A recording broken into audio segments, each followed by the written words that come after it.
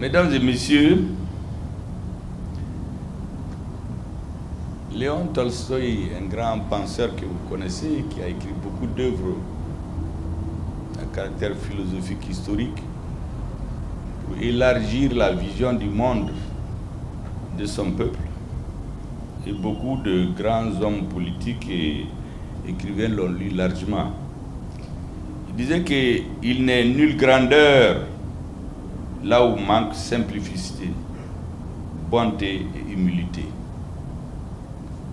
Je crois que dans l'AES, nous sommes en train d'implanter ces valeurs. Messieurs les ministres du Burkina Faso, du Mali et du Niger, braves patriotes responsables du secteur privé du Burkina Faso, du Mali, du Niger, merci pour votre simplicité. Merci pour votre bonté. Merci pour votre humilité. Et merci pour votre patriotisme et votre engagement. Je suis bien placé pour le dire, j'y reviendrai. Vous savez, le 9 janvier, lorsque l'embargo a été pris, et quand les Maliens sont mobilisés le 14 janvier, je me suis habillé en tenue militaire pour aller là-bas. En fait, je parlais très fort, mais si jamais les opérateurs économiques n'avaient pas suivi, vous savez que ces paroles-là, ça allait du vent. La force d'un homme politique, quel qu'il soit, c'est l'armée et les opérateurs économiques. C'est eux qui font un pays. Un pays qui n'a pas d'armée ou une armée faible, il n'existe que sur le papier. Quand vous n'avez pas des opérateurs économiques engagés, patriotes, tout ce que vous entreprenez, c'est voué à l'échec. Donc vos discours, là, ce n'est que du vent. Et c'est pour cela que je voudrais les saluer ici. Je reviendrai plus tard avec une proposition. Je ne vais pas citer tous ceux qui sont là, à leur titre, grade et qualité, parce que le protocole l'a fait, les différents ministres l'ont fait. Je vais juste aller à l'essentiel. Mesdames et messieurs,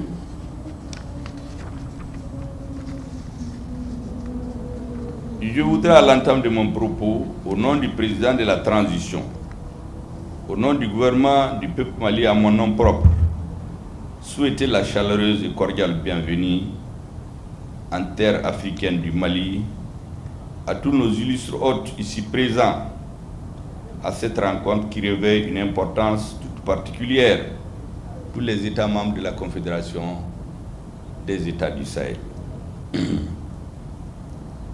Savoir le Burkina Faso, la République du Mali et la République du Niger.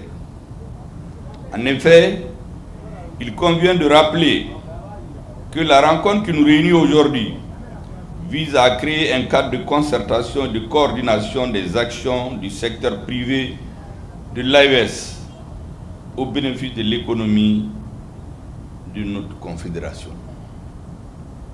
Ainsi, il s'agit plus spécifiquement de faciliter la création de la Fédération des organisations patronales et professionnelles de l'AES, de faire une déclaration commune des secteurs privés des 3 pays membres de la Confédération de l'AES, qu'on pourrait dénommer la déclaration de Bamako, de créer les conditions de densification des échanges commerciaux entre les pays de la Confédération. Tout le discours que les hommes politiques tiennent ici et là, s'il n'est pas soutenu par des actions économiques, il sera voué à l'échec. Je reviendrai sur ce thème pour le développer davantage, pour vous montrer le rôle et le poids historique des opérateurs économiques dans notre espace.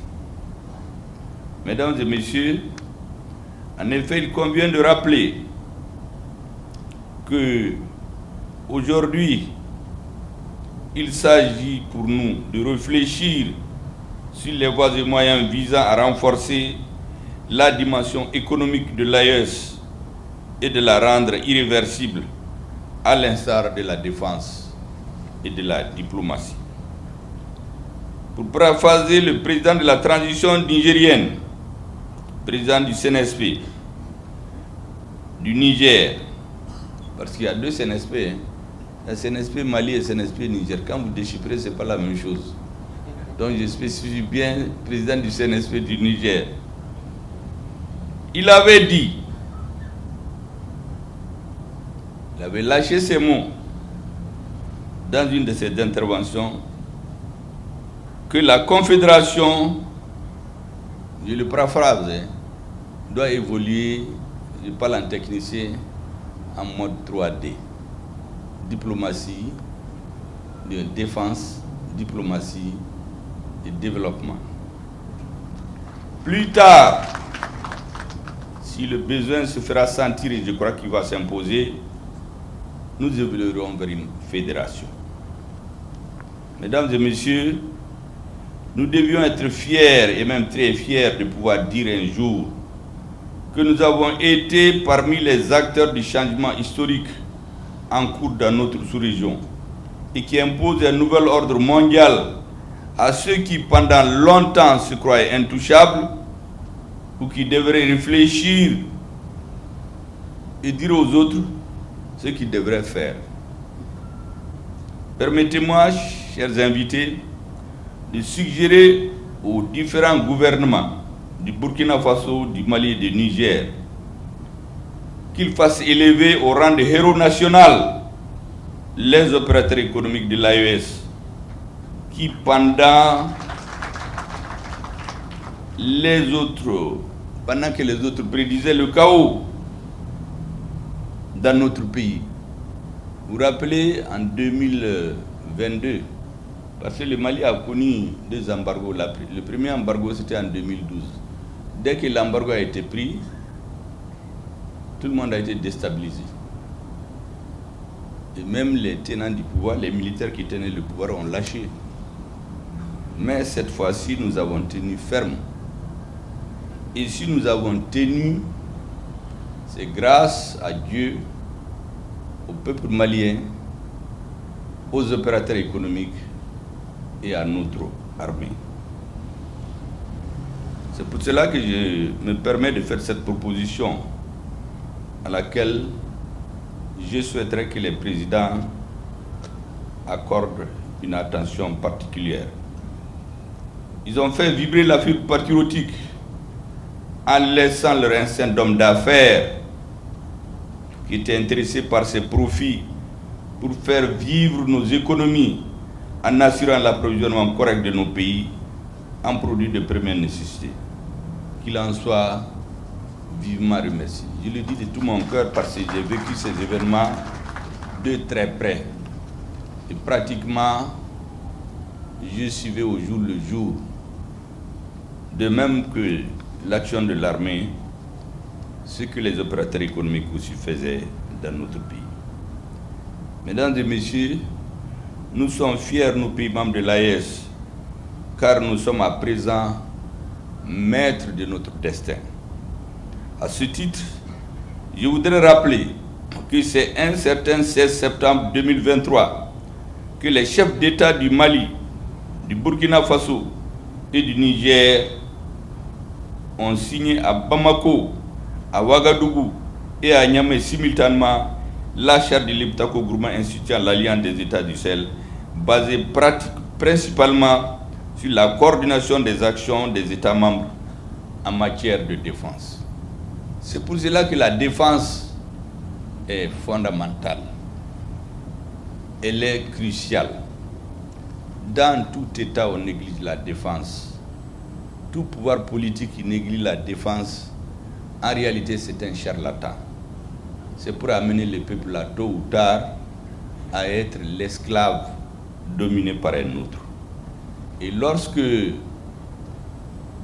certains se sont hasardés à vouloir agresser physiquement notre frère du Niger, parce qu'ils avaient fini, ils ont pris leur embargo. Même les enfants dans les hôpitaux n'avaient pas de couveuse. Les gens mouraient. Mais pour parachever tout, ils voulaient les agresser physiquement, pour renverser le régime et mettre ceux qui leur sont soumis. Vous vous rappelez qu'à cette occasion,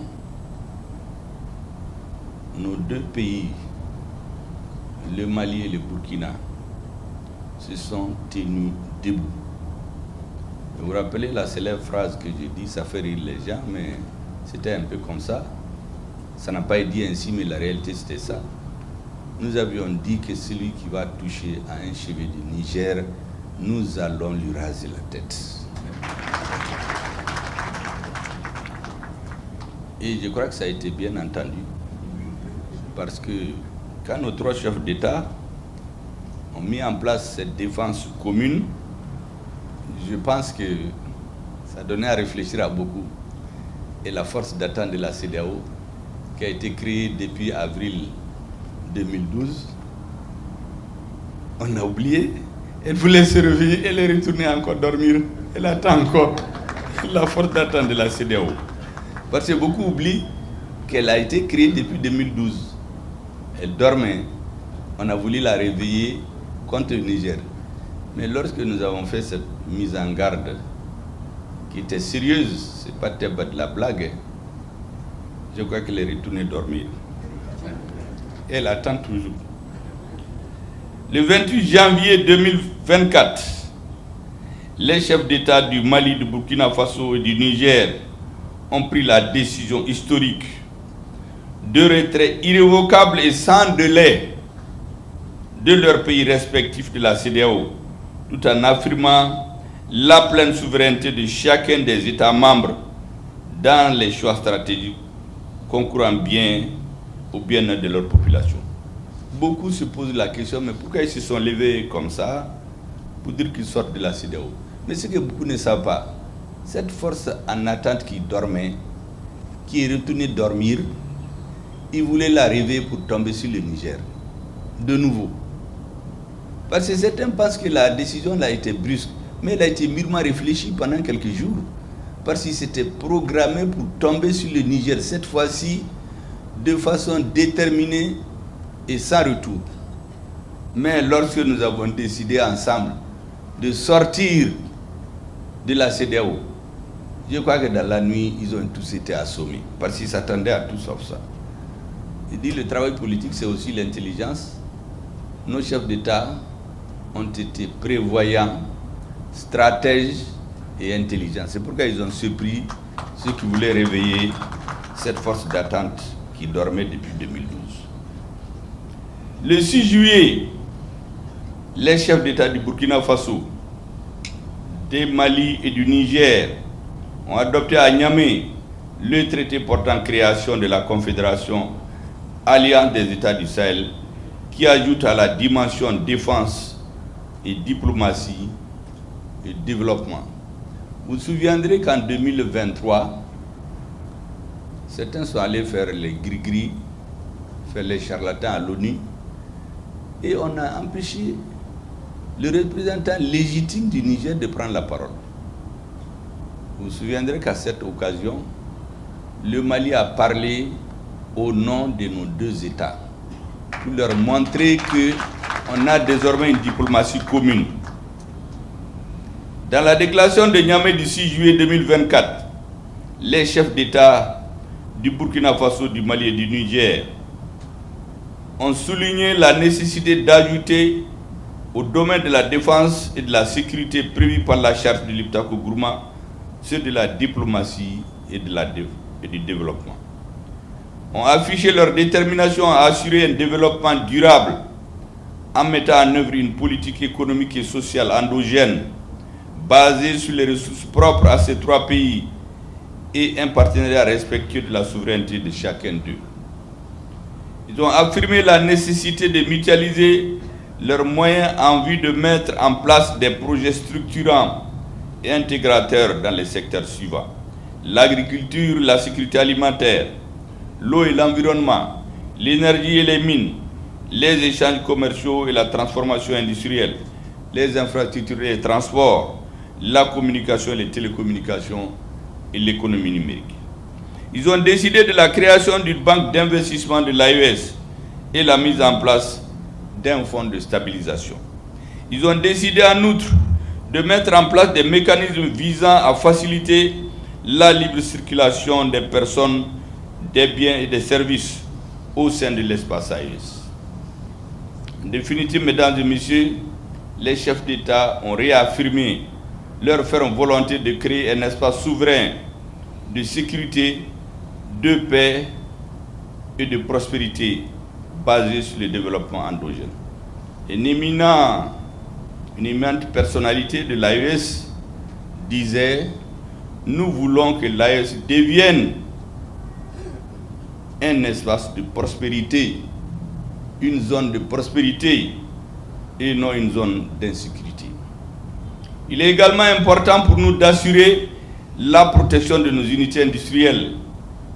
Et pour y arriver, il nous faut engager résolument l'affirmation de la préférence locale et un meilleur accès à la commande publique. Il serait bon, ce n'est pas porter atteinte aux intérêts de ceux qui importent beaucoup de l'extérieur, mais quand un Malien, un Burkinabé, un Nigérien peut fabriquer quelque chose, je pense qu'il n'est pas inutile, c'est l'encourager que de lui donner la préférence quand cela est nécessaire.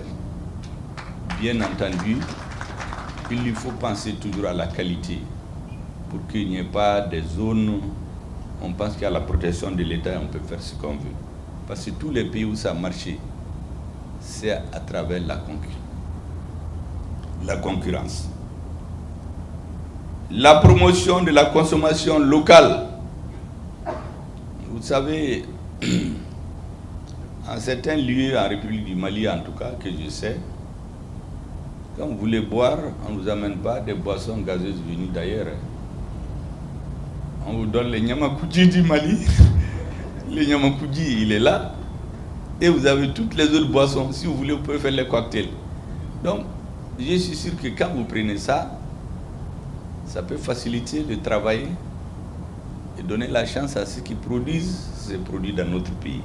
Tant qu'on peut le faire. De lutter contre la fraude, la contrefaçon et la concurrence déloyale. Personnellement, j'en avais fait avec plus ou moins de succès, comme le ministre de l'Industrie l'a dit, il y a 20 ans, mon cheval de bataille. Et vous savez, souvent, ceux qui sont dans la fraude et la concurrence déloyale et la contrefaçon, ils sont très puissants. Souvent, vous pouvez prendre des initiatives qui marchent, mais en d'autres lieux, ça se bloque pour des raisons que tout le monde comprend. La promotion des exportations et la diversification des marchés. Je crois que si on fait des produits de qualité, on peut l'exporter entre nous d'abord, en Afrique et dans le monde, et je crois que les bons produits se vendent toujours. Le respect des normes et la réglementation. Le respect des normes, c'est très important, mesdames et messieurs. Lorsqu'on s'entend sur des règles, il faut les respecter. Chez nous, très souvent, les gens pensent que quand tu es fort là, tu fais ce que tu veux. Ce n'est pas ça. Si vous entendez sur des règles, il faut les respecter. Si les règles ne sont pas bonnes, vous les changez. Mais vous ne pouvez pas faire ce que vous voulez, sinon votre affaire ne marchera pas. Pour l'opérationnalisation efficace des engagements pris par nos dirigeants en vue du développement des activités économiques dans l'espace AES, il est utile de réfléchir ensemble sur les actions et propositions concrètes émanant du secteur privé de l'AES, afin d'arriver in fine à une fédération des organisations patronales et professionnelles de l'AES qui permettra de renforcer la coopération économique. Avec plus de 70 millions d'habitants en 2022, comme il a été dit tout de suite, et un taux de croissance moyen de 6% selon les statistiques de la BCEAO, l'AES doit constituer une force économique, diplomatique et militaire de la sous-région. Elle est déjà une force militaire, personne n'en doute. Parce que je crois que plus personne ne pense réveiller une force d'attente qui dort depuis plusieurs années. Elle est donc une force militaire. Elle est une force diplomatique. Aujourd'hui, nos brillants ministres des Affaires étrangères, jusqu'à la tribune des Nations Unies, font des communications communes. Ce qui reste, mesdames et messieurs, c'est le développement économique et social. J'ai la certitude que les documents, fruits des travaux des experts que nos trois pays réunis les 17 et 18 octobre 2024 et qui seront adoptés aujourd'hui seront de qualité et permettront à l'AES d'occuper sa place et toute sa place dans le concert des nations.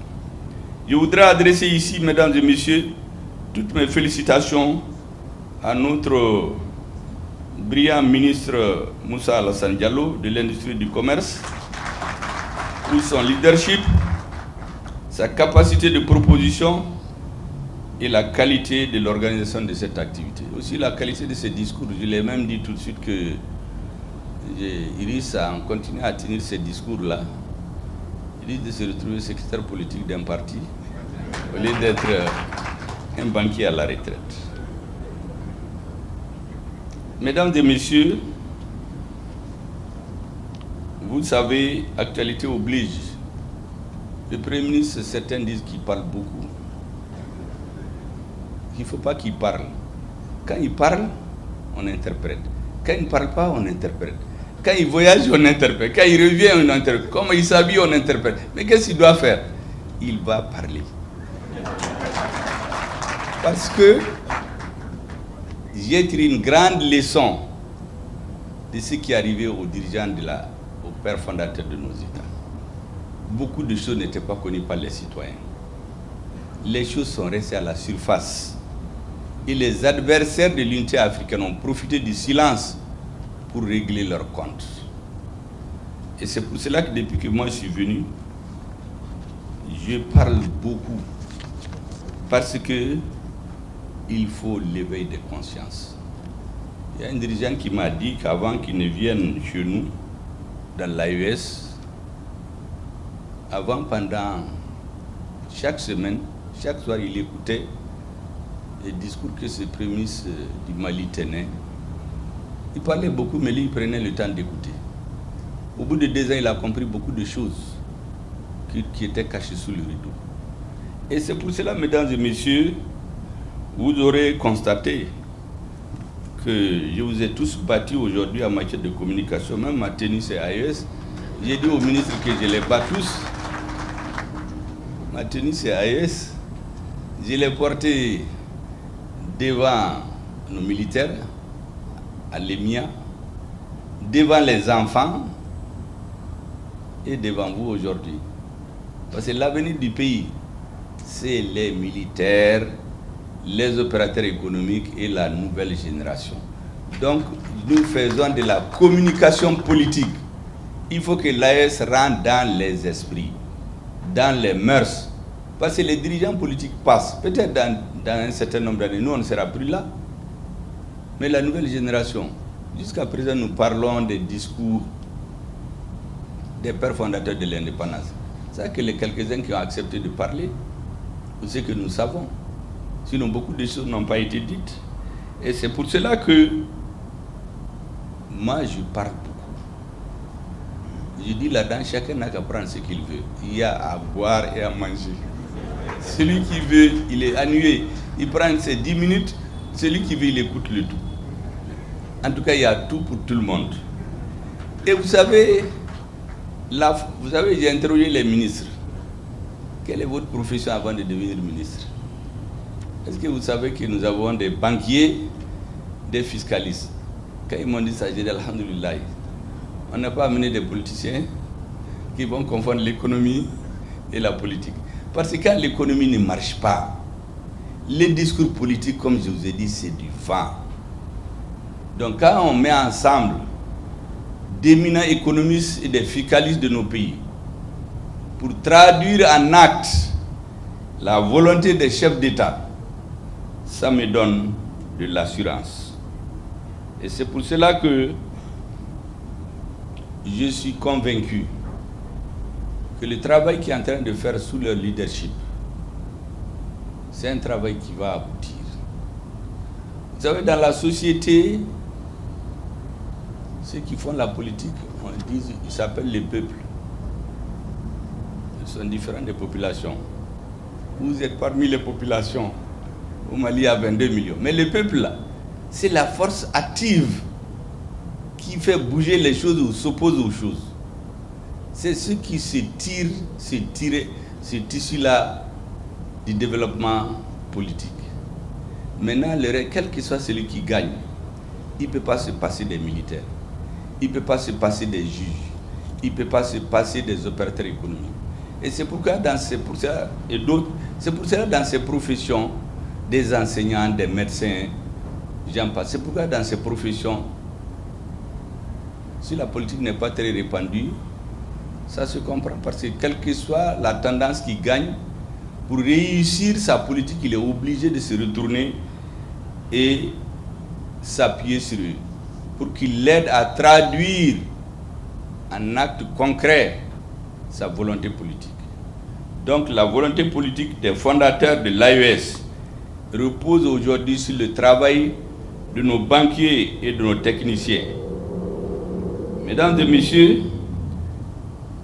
j'ai dit cela pour que vous compreniez.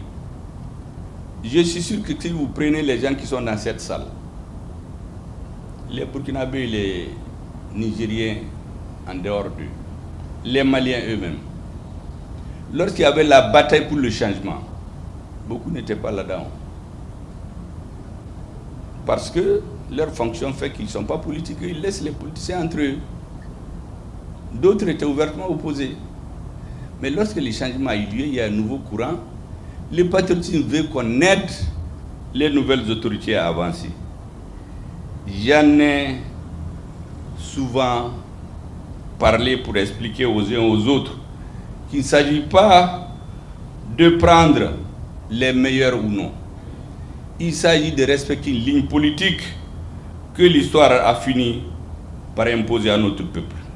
Il y a des responsabilités des services étrangers, des responsables qui ont juré de nous ramener en arrière en sabotant l'AES, en faisant échouer, en retardant ou bloquer carrément le processus de changement. Récemment, j'ai eu une lettre d'un pays qui se plaint qu'un général malien aurait tenu des propos qu'ils ont assimilés à l'atteinte d'après une agression physique, on ne l'a pas dit, dans une lettre il y a ça, à un président. Mais ces gens oublient qu'ici sur les antennes, nous avons entendu des agents des services spéciaux de certains pays venir dire dans les médias qu'il faut qu'ils mettent un plan de déstabilisation du Niger, du Mali et des autres. De mettre un plan d'atteinte à l'intégrité physique des dirigeants. Je me rappelle à cette occasion, moi-même j'ai dit au ministre de la Justice, il faut documenter tout ce que ces gens sont en train de dire à la télé. Non, cette même personne n'a rien dit. Parce que quand c'est eux, on pense que c'est normal. Mais dès qu'un Malien a parlé, tout le monde s'est mis à crier. On a même une lettre dont le contenu n'était pas juste parce qu'il n'a jamais parlé d'attaque à l'intégrité physique. Il a dit simplement que si des gens continuent à nous déstabiliser, il faut qu'on s'occupe d'eux. Mais ça, c'est la réalité. J'ai toujours dit à tous les États de nous laisser en paix. Nous n'avons besoin de nous mêler des affaires intérieures de personne. Mais celui qui se mêle de nos affaires intérieures, nous n'allons pas nous laisser faire. Et Dieu va trancher entre nous. Le peuple malien est un peuple béni. Tous ceux qui vont s'attaquer au Mali, les États, les individus, ils vont mal finir. Moi, je ne vais pas citer de noms pour ne pas qu'il y ait des incidents diplomatiques. Et regardez seulement en Afrique. Tous ceux qui sont mêlés, toutes les guerres qu'il y a eu au Mali, en Sierra Leone, au Libéria, au Mali, il y a des chefs d'État qui se sont mis au service de l'étranger. Quand ils ont fini avec eux, ils les ont jetés comme du citron. Tout dirigeant politique qui se met au service de l'étranger pour consolider son pouvoir, il va mal finir. Et c'est pourquoi je dis à tout le monde, laissez-nous en paix. On ne se mêle pas des affaires d'autrui, mais nous ne permettrons à personne de se mêler de nos affaires. Mesdames et messieurs, ces messieurs qui veulent échouer l'AES, ils s'appuient sur plusieurs leviers, dont je vais vous citer quelques-uns. Ils s'appuient sur les félons et tous ceux qui ont décidé de vendre leur âme au diable contre leur pays, contre de l'argent. Vous savez, quand la Libye est tombée, Kadhafi est tombé, il y en a qui ont écrit des livres que moi j'ai chez moi, qu'ils ont commencé d'abord pour identifier des traîtres, des gens qui sont prêts à trahir pour l'argent, pour les places, pour le pouvoir. C'est pour ça qu'ils ont commencé. C'est quand ils ont fini le travail qu'on a commencé à voir les mouvements dans ces villes-là. Ce livre-là, moi je l'ai. Donc, ils ont les mêmes méthodes. Ils utilisent des traîtres pour déstabiliser nos pays. Ils se sont appuyés sur des gens qui sont prêts, comme je dis, à trahir leur pays, contre de l'argent, contre le pouvoir, contre la renommée. Ce qui s'est passé récemment d'ailleurs dans un de nos pays de l'AES, c'est assez illustratif. Mais je voudrais dire à tout le monde, ces messieurs ne baisseront jamais les bras. Nous aussi, nous ne devons jamais baisser les bras. Mesdames et messieurs, il faut donc redoubler de vigilance, de discernement. Il faut éviter l'amalgame. Parce que souvent, ils créent des situations où on fait l'amalgame. On dit, oui, on est en train de tuer les Peuls. Mais quand vous étudiez historiquement, les Peuls, c'est l'ethnie la plus répandue du Cameroun au Sénégal. Dès que vous touchez les cheveux d'un Peul au Sénégal, celui qui va crier, c'est au Cameroun. Donc, il y a même des chefs d'État ignares qui ne comprennent pas les enjeux géopolitiques qu'il y a, qui rentrent dans ce jeu, qui se mettent à accuser. Parce que les Peuls, ce sont des gens réfractaires aussi. Ils ont donné plus de fil à retordre. Autant de fil à retordre aux colonisateurs. Donc on s'appuie sur eux là pour étendre le virus. Il y a beaucoup de jeunes qui ne comprennent même pas. Vous savez, la religion et l'ethnie, c'est dangereux. Quand on vous dit qu'on a tué quelqu'un par de votre ethnie, souvent vous laissez emballer sans chercher à comprendre. De votre religion, sans chercher à comprendre. Et c'est pour ça qu'il faut faire beaucoup de discernement. Tous les terroristes ne sont pas Peuls.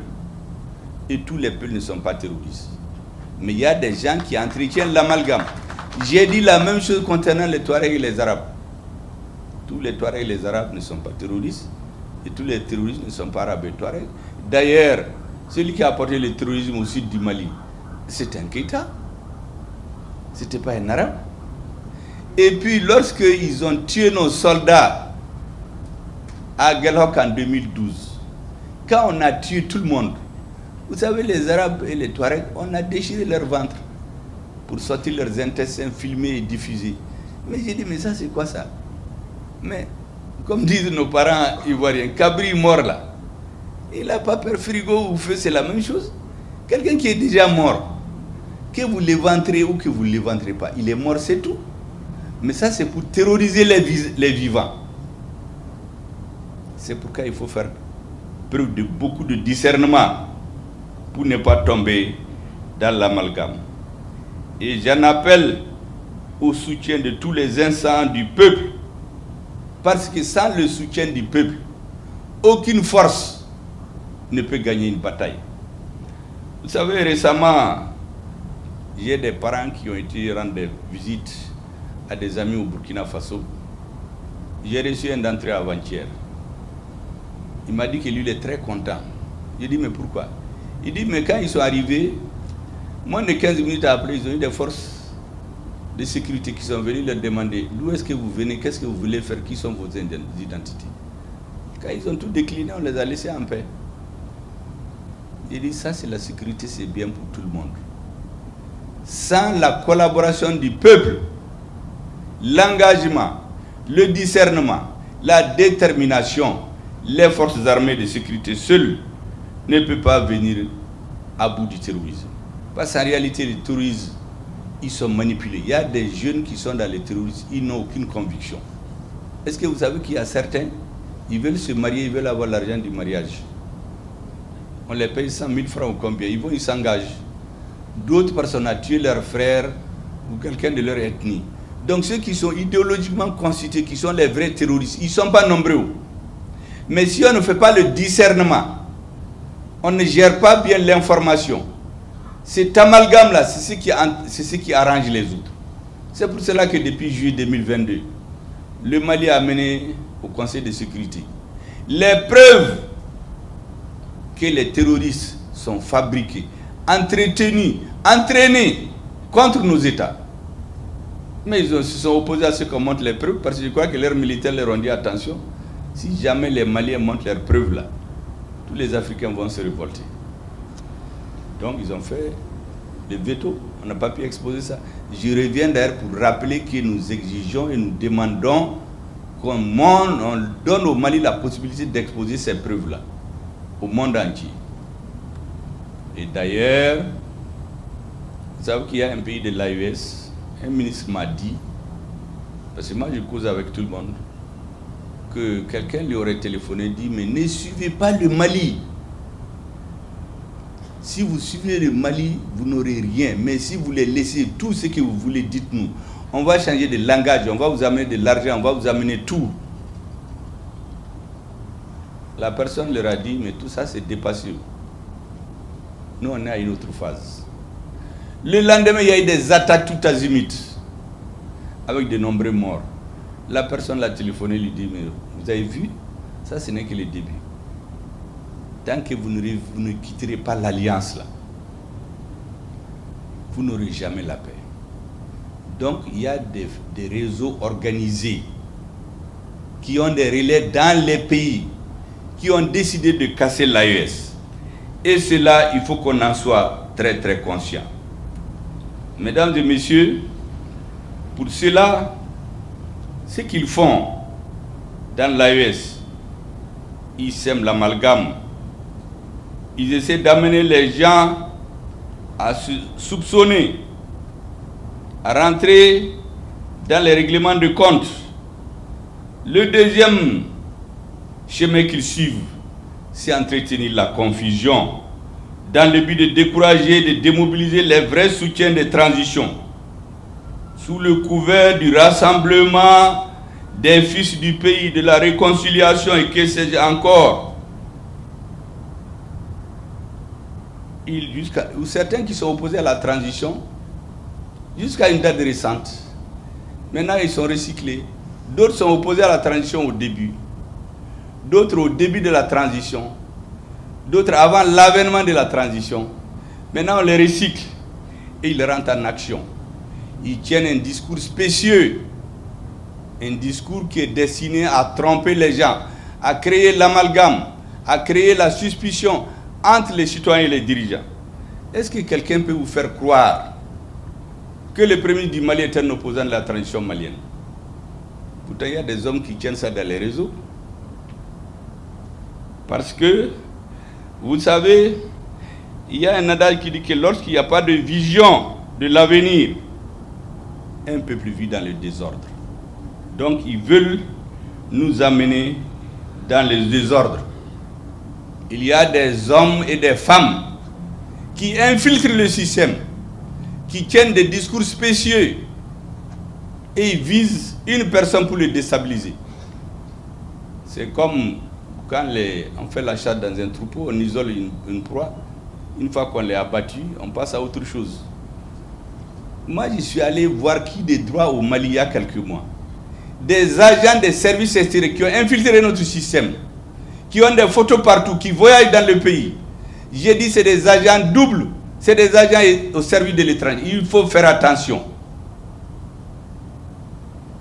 J'ai dit de faire les vérifications nécessaires. Je m'en suis arrêté là, parce que moi je m'informe sur tout le monde. Tous ceux qui sont dans l'action politique au Mali, je sais plus ou moins là où ils sont branchés. Et il y a beaucoup de gens aujourd'hui qui parlent. Mon discours d'aujourd'hui, demain ça va faire l'objet d'interprétation. Ah, qu'est-ce qu'il a voulu dire? Son problème, il veut s'attaquer au président. Ils ne s'entendent pas. Son gouvernement a échoué. Mais comme on est un pays où les gens, ils écoutent seulement, ils les convainquent vite. Donc à ce rythme, on crée le doute dans le pays. Et les gens n'ont pas de vision d'avenir. En ce moment, tout le monde se met à douter. Et les réseaux rentrent en action. Mais certains viennent nous dire, ah, vous savez, la guerre seulement ne règle pas les problèmes d'un pays. Il faut négocier. On trouve même des spécialistes qui citent dans l'histoire des exemples. Mais est-ce qu'on n'a jamais dit ça? Personne n'a jamais dit ça. Le Mali a négocié pendant 30 ans. Est-ce que ça a empêché les terroristes de s'épandre? Est-ce que ça l'a empêché d'arriver au Burkina ou au Niger où il n'était pas? Donc c'est très clair, ce discours spécieux-là, qui consiste à nous annihiler, cultiver le défaitisme, sinon le pétainisme chez nous, pour dire négocier. Quelqu'un qui prend son arme, il veut venir vous retirer votre chèvre. Vous croyez que c'est l'Ipalan de paix qui va arrêter? Il faut prendre une arme contre lui aussi. Quand les rapports de charges vont changer ou vont être équilibrés, vous négociez en ce moment. Mais tant que le terrorisme n'est pas affaibli, toute négociation avec le terrorisme, c'est du défaitisme. Et moi, je suis très content qu'un président d'un pays de l'AES ait dit récemment qu'il n'y ait pas de négociation avec les terroristes. Les terroristes, il faut les frapper. Le jour où ils se sentiront suffisamment affaiblis, ils viendront, on va négocier. Je viens de vous dire que beaucoup de citoyens sont dans ce terrorisme. Ils sont convaincus de rien du tout. Ah, je n'ai pas l'argent pour me marier. Ah, on a tué mon frère. On a fait ceci. Ou il écoute une radio. Parce qu'il y a des radios dont on a chassé certains chez nous. Et dans certains pays de l'AES, leur rôle, c'est de travailler les esprits. Vous savez, aujourd'hui, même quand vous partez dans les petits villages, Refi et faux, comme si c'est le Coran. Ils sont venus négocier avec les gouvernements démocratiquement élus. Ils ont amené les radios jusque dans les coins et recoins, en langue nationale. Donc les vieilles qui se réveillent, au lieu d'écouter Radio Mali, Radio Burkina, Radio Niger, ils écoutent ces radios-là. La France seulement met 600 millions d'euros par an dans ses médias sur l'Afrique. Près de 40 milliards. L'Angleterre près de 100 millions, près de 60 milliards. L'Amérique un peu plus. Tous les matins. C'est pourquoi moi je consacre tous les matins 1h30, 2h pour écouter ces radios. Qu'est-ce qu'ils disent sur l'Afrique? Il y a beaucoup de choses au Mali, moi je les apprends par ces radios. Ils ont leurs gens partout. Donc si notre population ne fait pas attention, nous on va être à Bamako à tenir des discours, ça va être qu'ils ont intoxiqué le peuple. Et une partie de la population va se révolter. Donc, ces discours spéciaux-là, il faut le rejeter avec la plus grande vigueur. L'autre aspect qu'ils utilisent, c'est de prendre les difficultés du moment. Vous entendez des gens, il y a les inondations. Mais qu'est-ce que Hassimi Goïta, Ibrahim Traoré, Adelman Tchaniou à voir les inondations? Mais vous savez, quelqu'un qui a faim, quelqu'un qui est victime des inondations, si tu lui dis que c'est l'État qui n'a rien fait, mais ça le soulage, il te croit. Donc, et d'autres problèmes économiques, parce que vous savez, gouverner, c'est comme pédaler, vous ne vous arrêtez jamais. Il y a toujours des problèmes dans un État. Donc, ces faux amis de la transition, je les appelle, ces agents doubles-là, ils prennent un point sensible de la population, ils spéculent là-dessus, ils endoctrinent les gens. Et conclusion, les Maliens doivent faire attention. Le premier ennemi de la transition malienne, c'est le Premier ministre. Mais en 2022, pourquoi ces gens ne parlaient pas? Moi, j'ai écrit en 2019, lorsque le président français a convoqué les présidents des partis de G5 Sahel à Paris pour pouvoir légaliser leur existence illégale ici. J'ai écrit un article qui est révélé en un petit livre. Ça s'appelle « La faillite de l'État malien ». Qui sont à la base, qui sont les acteurs. Même quand les pays de G5 Sahel se sont réunis dans un pays pour s'entendre qu'ils ne vont pas. Il y a un qui est sorti, qui a téléphoné à Paris, dit attention, les gens ne veulent plus aller chez vous. Et on les a appelés un à un pour les bagabaga. Finalement, ils se sont tous retrouvés là-bas, ils ont signé. Mais le pays dont le président s'était transformé en agent informateur, les citoyens le connaissent déjà, moi je ne vais pas le citer. En tout cas, moi je le connais. C'est lui qui a téléphoné à Hollande. Il dit, tu sais, on s'est réunis ici, on a dit qu'on ne part pas. Il faut les appeler un à un.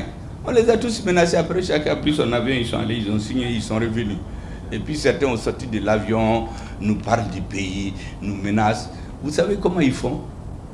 Avec les Africains. J'ai entendu les ministres dire, mon cher ami, mon frère et ami. Ils savent que c'est très important chez les Africains. Quand ils sont avec nos dirigeants devant les gens, c'est leurs amis, leurs frères. Mais je vous jure que derrière les rideaux, ceux qui béminda ou quand, ceux qui les font subir, c'est des menaces. Vous savez qu'au lendemain, à la veille des indépendances, la plupart des leaders africains, c'était des progressistes. On disait même qu'ils étaient liés au Parti communiste de l'Union soviétique. Est-ce que vous savez qu'on les a pris un à un pour les menacer de mort et pour les donner à réfléchir? Souvent on assassine leurs adjoints dans leur pays et leur dire vous alliez à nous et jusqu'à la fin de vos jours vous aurez la paix. Donc certains, pour préserver leur pouvoir, ils vendent les intérêts supérieurs de leur pays. Ils vendent les intérêts supérieurs de l'Afrique. Ils restent au pouvoir jusqu'à la fin. Et on dit que c'est la démocratie. La démocratie n'a jamais gardé quelqu'un au pouvoir. Quand ils savent que vous n'êtes pas avec eux, ils profitent des difficultés réelles qu'il y a dans votre pays. Tout leur objectif, c'est de diviser les citoyens. Tous, c'est la même chose qu'ils poursuivent tous.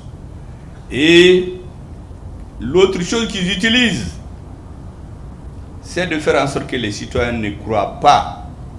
Vous voyez quand on a créé l'AES, vous entendez, moi j'écoute les radios tous les matins, et les citoyens qui parlent, soi-disant, quoi ils disent, des auditeurs, les gens disent, mais en Benakemouye, on va devenir quoi sans la CEDEAO? Mais nos pays ont existé avant la CEDEAO. Mais on met dans la tête des gens pour les faire douter que l'AES n'est pas quelque chose de pérenne. Que va-t-on faire sans la CEDEAO? L'AES n'est pas pérenne. Comme les différentes fédérations au lendemain des indépendances, elle va tomber. Ils oublient, ces messieurs, que les nouveaux leaders ont tiré les leçons de l'histoire, surtout de l'histoire des premiers dirigeants des années de l'indépendance. Vous savez, la première fois, on a parlé de fédération, on ne l'appelait pas AES en ce moment, c'est quand le premier du Burkina Faso était venu ici au Mali, le 1er février 2023. On a fait 30 minutes à discuter de comment il faut faire pour qu'on soit ensemble. En ce moment, le Niger n'était pas là. On avait là-bas quelqu'un qui disait aux militaires nigériens de ne pas se battre.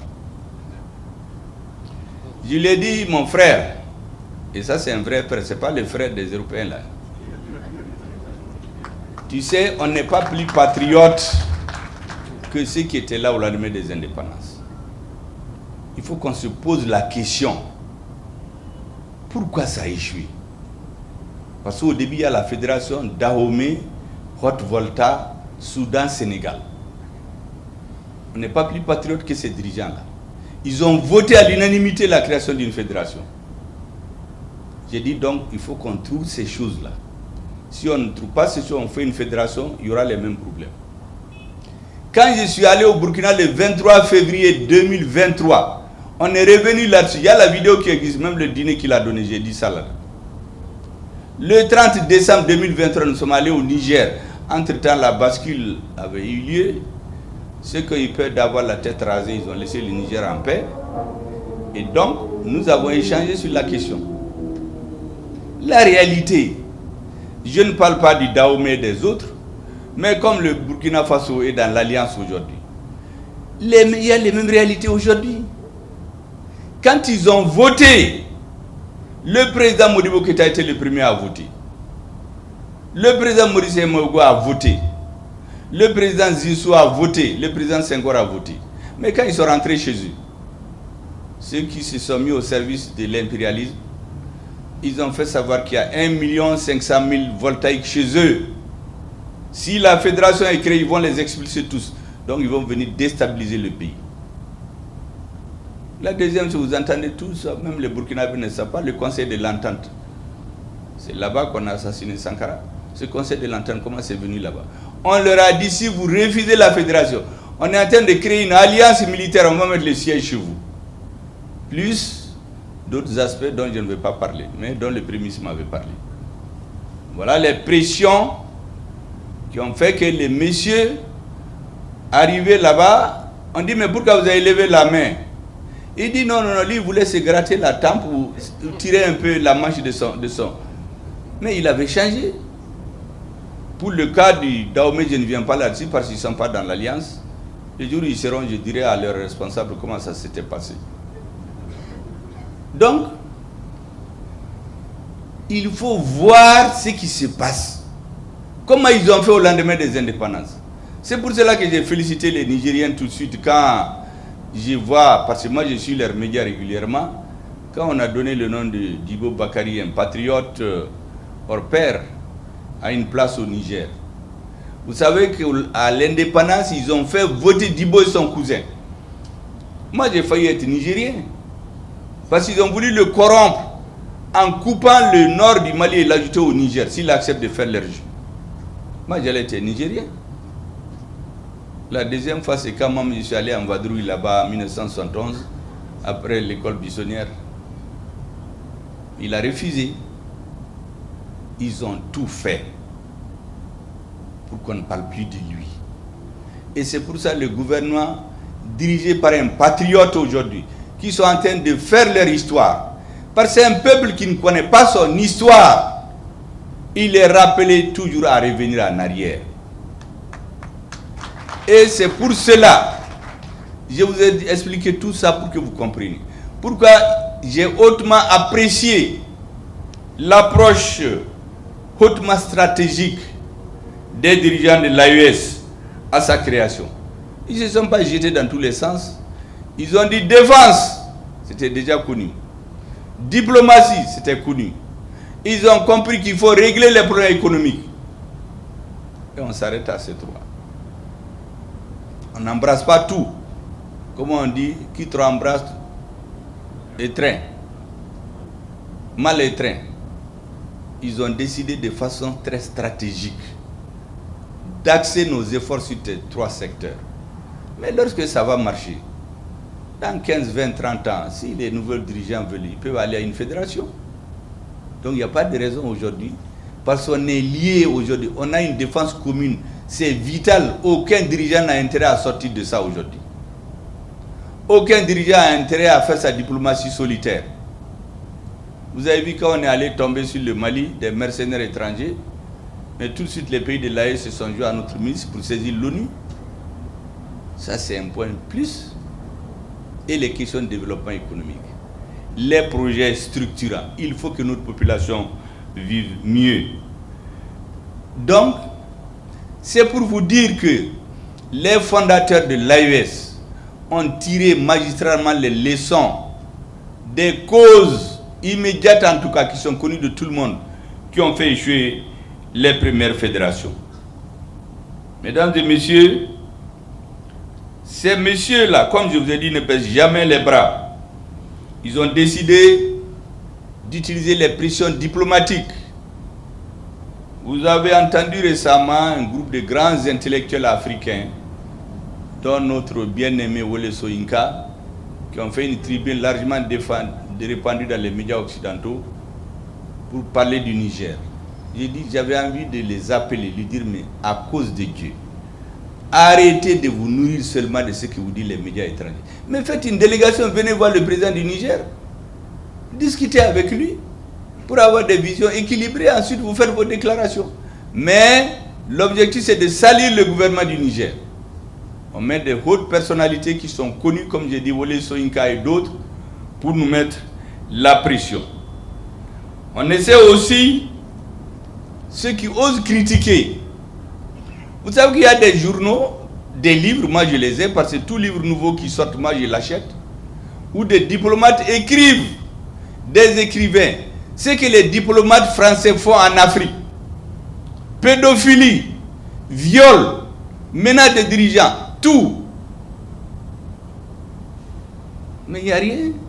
Mais lorsque un Africain ose critiquer, comme cette organisation qu'on appelle Mansa, avec Alain Fokayo, lorsqu'ils osent critiquer, mais ils font des réunions de parlementaires avec des gens très savants qui viennent démontrer pourquoi les Africains ont le droit de critiquer. Donc nous, on n'a même pas le droit de critiquer.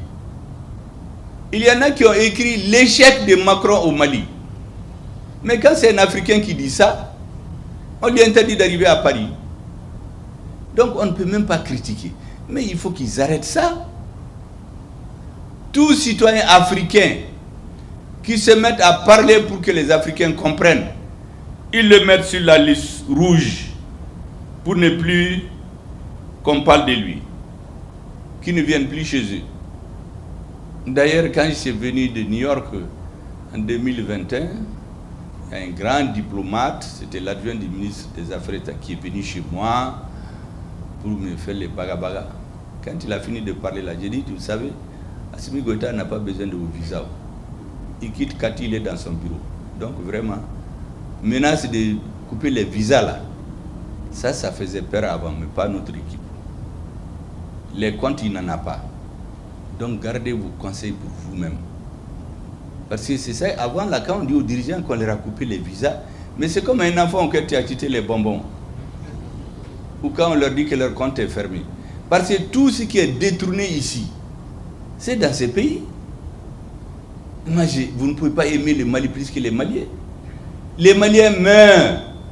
On les enterre dans des fosses communes. Personne ne peut même pas rapatrier les corps. Il y a un individu qui détourne l'argent. On le connaît. L'argent est déposé chez vous. Nous savons qu'il y a beaucoup de bâtiments qui sont construits dans certains pays de la CEDEAO. C'est l'argent détourné de l'armée. Pendant que les Maliens mouraient. Mais on est en train de chanter les forces internationales, l'amunissement, G5 Sahel, Barkhane, et Pititi, et Patata. Nous avons décidé de déchirer ce voile-là. En plus de ça, ils ont essayé d'utiliser certains pays qui nouent des alliances impies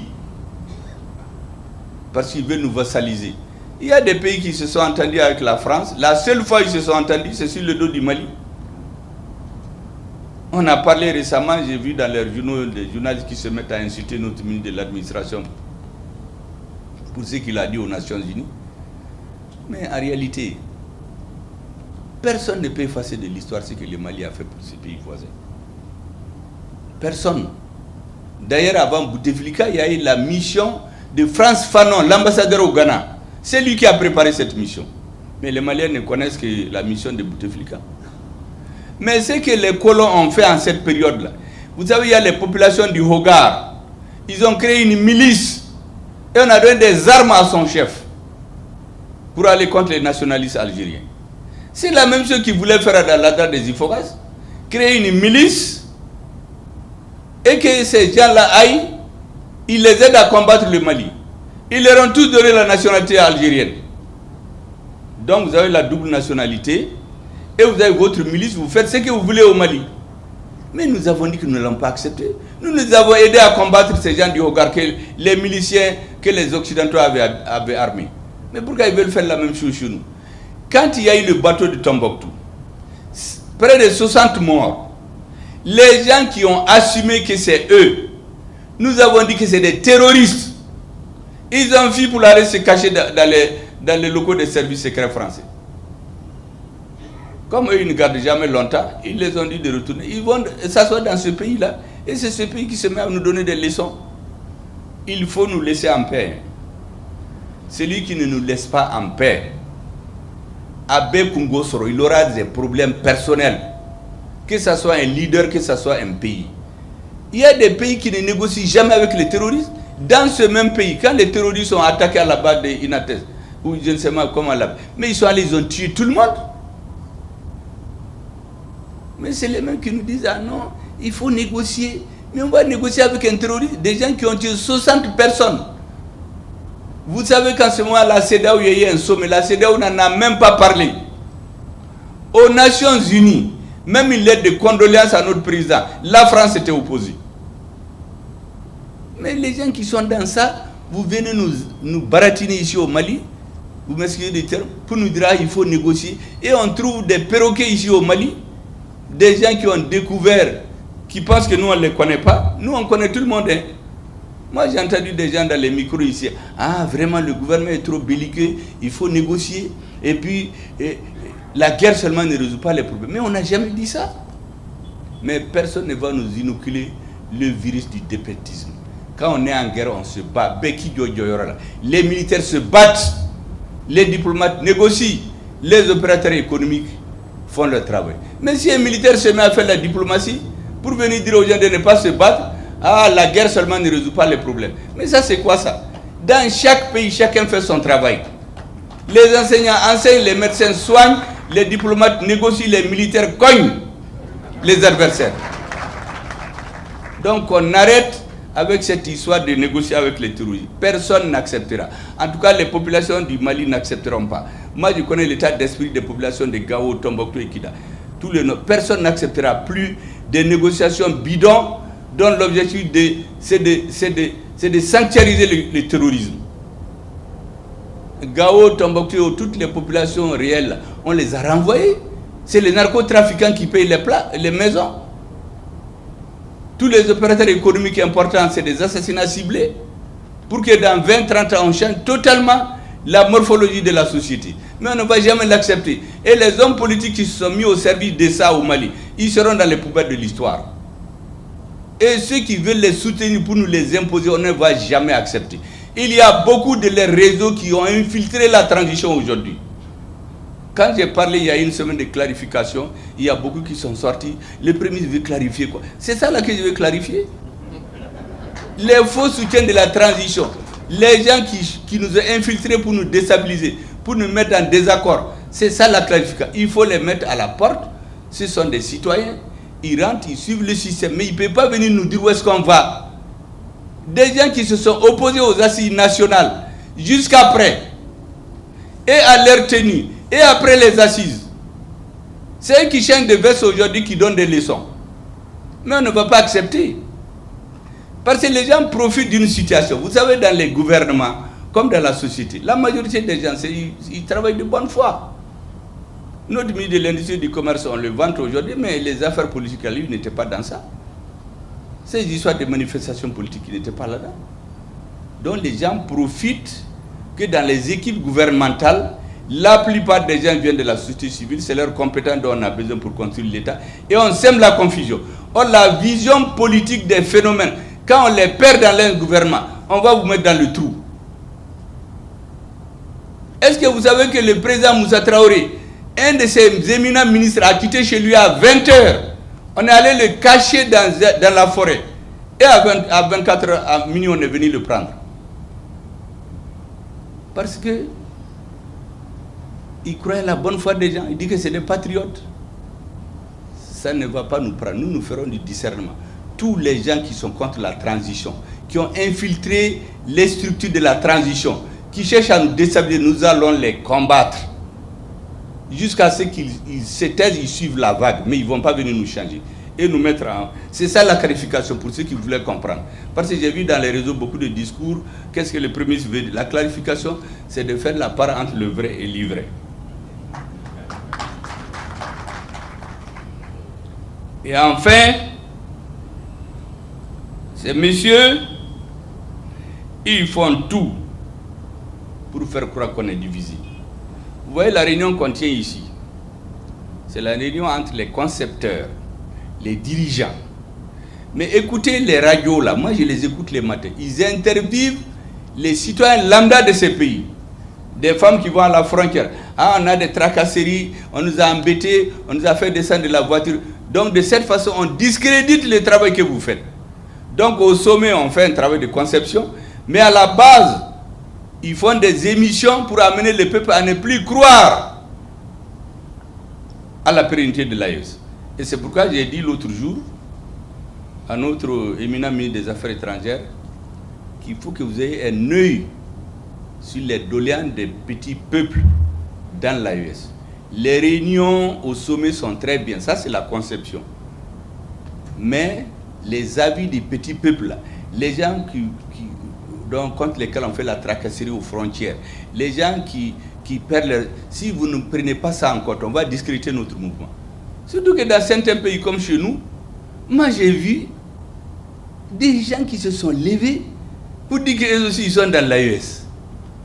Et puis venir nous donner des leçons. Des gens qui se sont opposés à la transition jusqu'à son arrivée. Ils se sont opposés à la transition, à la rectification, jusqu'en 2022. Maintenant, ils ont retourné les vestes et ceux qui prennent le micro pour menacer tout le monde. Ils font des voyages dans l'AES, ils vont se présenter au président. Ah, on est venu représenter le Mali. Ils ne représentent rien. Nous connaissons qui est qui. Nous n'allons jamais accepter que sous le couvert de l'amalgame et ce discours spécial-là, des ennemis de la transition l'infiltrent et la déstabilisent. Or, c'est ce que Vous savez, il y a beaucoup de confusion au Mali actuellement. Pourquoi j'insiste là-dessus?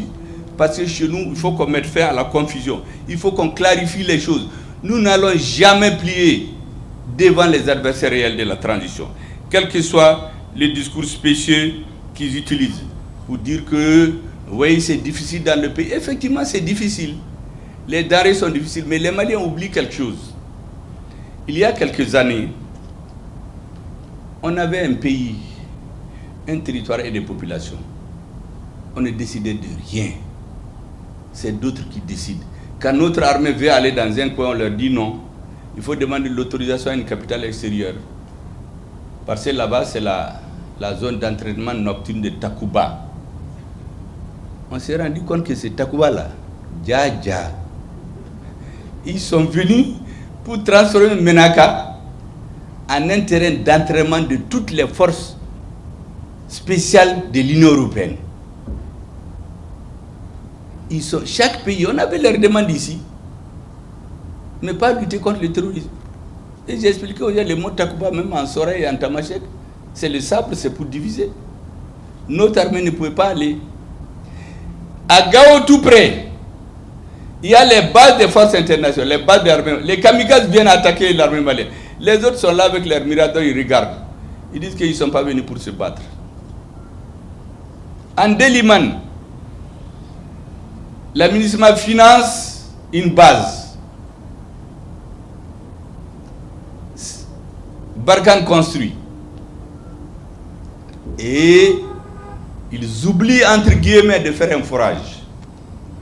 Donc les Maliens sont obligés de sortir. Les soldats maliens pour aller chercher de l'eau dans les puits des hameaux voisins. Les terroristes les étudient. Un jour, ils tombent sur eux, ils les tuent tous au puits. Ils prennent la voiture, les remplissent de bonbonnes, d'explosifs, ils vont rentrer dans la base. Ils explosent, ils tuent les militaires. Ceux qui restent en vie font 7 heures de temps en train de demander un appui aérien. Il y a les hélicoptères, il y a les avions de la MINUSMA, de Barkhane et autres. Ils disent non. Eux, ils ne sont pas venus pour se battre, ils sont venus pour faire la paix. Jusqu'à ce que tous les Maliens meurent. Après, on fait une fosse commune, on les enterre. Après, les mains vont sur les radios. Ah, au Mali, il n'y a même pas de militaires, on les a tous tués. Et quand eux, leurs militaires, meurent ici, on fait comme si c'est la terre qui nous est tombée dessus. Tout ce qui meurt au Mali, notamment la mission des Nations Unies, elle a perdu plus d'hommes au Mali que partout. Il y a un pays qui aime beaucoup parler de ses morts. Il les compte même, c'est lui qui compte. Parce que pour moi, même un mort, c'est trop. Il dit qu'ils ont fait 58 morts. Moi, j'ai fait les statistiques. Il n'y a aucun mort qui est mort au combat. Personne. Ils sont tous morts dans leur camp, où ils sont tombés sur des explosifs. D'autres, c'est des hélicoptères qui se sont télescopés. Ceux qui sont morts, ils ont dit qu'ils sont morts pour le Mali. D'autres, c'est sous des camions. La crique s'est cassée. Le camion s'est tombé sur eux, ils sont morts. On a comptabilisé tout ça pour nous baga. Mais les milliers de Maliens qui meurent, on met dans les fosses communes.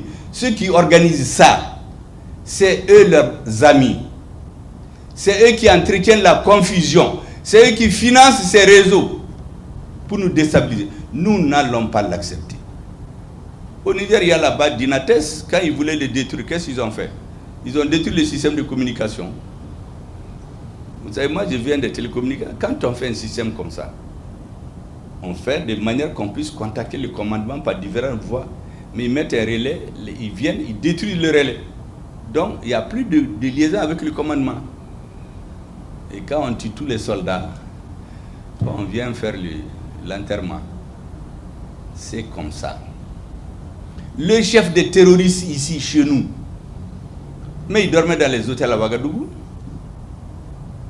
C'est là-bas qu'on organisait les réunions, soi-disant l'accord, la paix. Parce qu'il y a quelqu'un là-bas qui pensait qu'avec ça, il peut durer au pouvoir. Quand ils ont fini avec lui, ils l'ont jeté comme du citron. C'est ce qu'il faut avec tout le monde. Donc il faut que les Africains réfléchissent maintenant, défendent nos intérêts. Et ne nous mettons pas au service de ces messieurs qui nous appellent nos amis, nos frères. Ils ne sont rien pour nous, ce sont des partenaires, point. Amis, frères, là, ils gardent ça pour eux. Mesdames et messieurs, je voudrais insister sur ces quelques points. Ça a duré un peu trop longtemps, mais c'était nécessaire. Parce que je sais que la plupart d'entre vous ne faites pas la politique. Vous êtes dans vos affaires, d'autres sont dans leur bureau. Mais il y a un spectre qui est sur nos pays. Vous devez être conscient de ce spectre-là. Il y a un spectre, il y a des gens qui ont juré qui vont faire tomber l'AES. Il y a des gens qui travaillent uniquement pour ça. Et ils ont des relais ici dans nos pays. Ces relais, il faut les combattre. Et les soutiens de transition, il faut les valoriser. Et nos armées, il faut les soutenir, les sacraliser. Au Mali, les Maliens savent, j'ai même sorti un mot, Bamana, les Monebo Deum. Ça, c'est les militaires qui se battent. Parce que tant que ces militaires-là se battent, tous ceux qui sont dans les combinaisons politiques ici, c'est pour faire tomber l'AES. Et dès que l'AES tombe là, les militaires vont perdre les orientations. Que Dieu nous en garde. Nous ferons en sorte que cela n'arrive jamais. Et nos opérateurs économiques, qui sont des hommes d'affaires, qui ne sont pas de la... Vous devez être conscients des enjeux. Faites vos affaires, soutenez votre population. Mais nous allons combattre politiquement les adversaires de la transition. C'est pourquoi je parle de vigilance.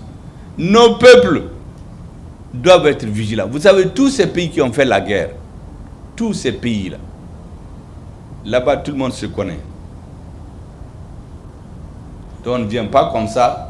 Quelqu'un qui vient, il rentre, il sort, ou bien quelqu'un qui vient construire des maisons, on le voit, il fait des cadeaux, et tout le monde dit qu'il est bien. En fait, il est dans une mission. Mesdames et messieurs, après avoir dit tout ça, je voudrais vous saluer encore une énième fois et vous dire que nous comptons beaucoup sur vous. Tout ce que nous disons, tout ce que nous faisons ne va nulle part si nos armées, nos opérateurs économiques ne sont pas à la pointe du combat. Tout le discours politique là, ça sera du vent, comme je l'ai dit au début. Et c'est pour cela que nos opérateurs économiques, vous devez en faire un challenge. Il faut que dans quelques années, c'est d'autres qui cherchent des visas pour venir dans l'AES. Et nous avons la chance d'avoir des brillants économistes, des banquiers, des fiscalistes qui sont en train de nous organiser ce machin-là dans lequel moi je ne comprends pas grand-chose. Des affaires économiques. Je suis sûr qu'on est dans de bonnes mains. Et mesdames et messieurs, en vous souhaitant plein succès, je déclare ouvert les travaux de la rencontre entre les ministres des Industries du commerce de l'AES et le secteur privé. Vive la Confédération de l'AES, vive l'intégration africaine au sein de l'AES pour une prospérité partagée et un bien-être de nos peuples. Vive la solidarité au sein de l'AES. Que Dieu protège l'AES, que Dieu protège les militants de l'AES, les habitants de l'AES, que Dieu vous protège et vous inspire bien. Merci beaucoup.